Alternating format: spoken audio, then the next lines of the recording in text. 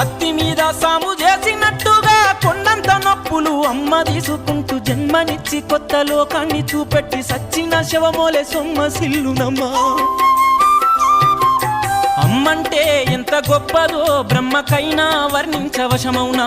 ఎన్ని జన్మలున్న కౌలు కలములు అమ్మ ప్రేమను రాసిన తరుగునా. పొద్దు పొద్దున లేచి నీ నామములు తలిచి నిన్ను పూజించిన నీ రుణము తీరునా అమ్మా. కమ్మనైనా అమ్మ పాట వింటే ఎంత